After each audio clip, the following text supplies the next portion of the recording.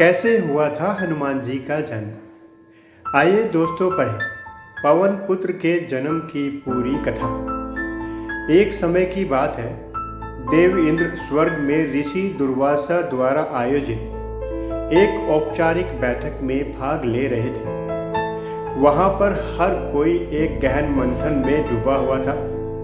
उसी समय पुंजिकस्थली नाम की एक अप्सरा अनजाने में उस बैठक में बाधा डाल रही थी। ऋषि दुर्वासा ने उस अप्सरा को ऐसा नहीं करने के लिए कहा, लेकिन उस अप्सरा पर ऋषि दुर्वासा की कही गई बातों का कोई असर नहीं हुआ और उसने ऋषि की बात को अनसुना कर दिया। अप्सरा का ऐसा व्यवहार देखकर ऋषि दुर्वासा क्रोधित हो गए और उन्होंने उस अप्सरा को श्राप देते हुए कहा, हे अप्सरा, तुमने एक बंदर की भांति व्यवहार किया है, इसलिए तुम इसी समय एक बंदरिया बन जाओ। ऋषि दुर्वासा द्वारा दिए गए श्राप को सुनकर अप्सरा को अपनी गलती का एहसास हुआ।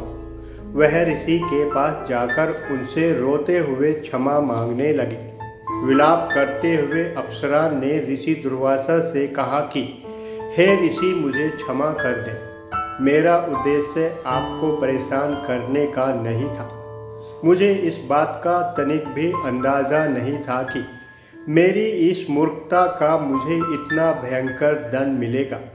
अप्सरा की विनम्र विनती को देखकर दुर्वासा ऋषि ने उनसे कहा, अप्सरा, तुम अब विलाप करना बंद करो और मेरी बात ध्यान से सुनो।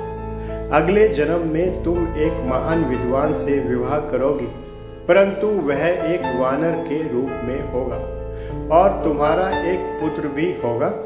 वह भी वानर रूप में ही होगा, जो संसार में बहुत शक्तिशाली होगा।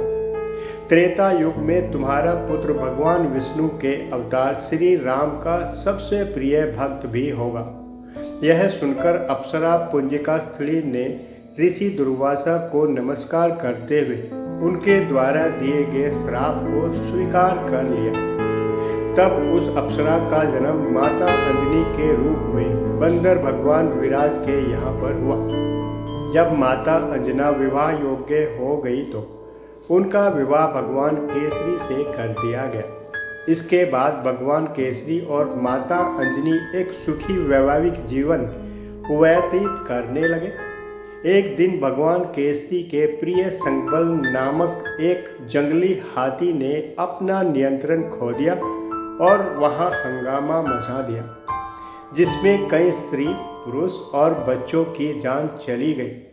कुछ ऋषि मुनि भी इस हाथी द्वारा किए जा रहे हंगामे की वजह से अपना अनुष्ठान पूरा नहीं कर पा रहे थे। संबल नामक उस हाथी को भगवान केसरी बेहद प्रेम करते थे, लेकिन लोगों की जान माल की रक्षा करने हेतु उन्होंने अपने प्रिय हाथी को मार डाला।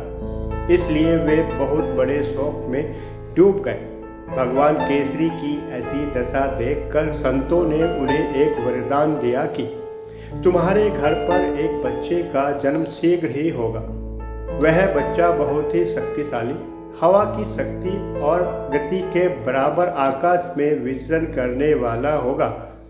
इस प्रकार भगवान केसरी के घर में माता अंजनी ने श्री हनुमान जी को जन्म दिया। पुराणों में उनके जन्म की इसी कहानी को माना जाता है, इसीलिए उन्हें अंजनी नंदन और पवन पुत्र कहा जाता है। दोस्तों, भगवान श्री राम की पूजा आराधना करने से हनुमान जी बहुत प्रसन्न होते हैं और वे भगवान श्री राम के भक्तों की हर पीड़ा को दूर करते हैं। ऐसा माना जाता है कि जिस घर में भगवान श्री हनुमान की पूजा आराधना हर रोज होती है, उस घर में किसी भी नकारात्मक शक्ति का वास नहीं होता है। बोलो जय श्री राम। दोस्तों, वीडियो अगर आपको पसंद आई है तो लाइक करें, चैनल को सब्सक्राइब करें और बेल आइकन को दबाना ना भूलें। Thank you so much.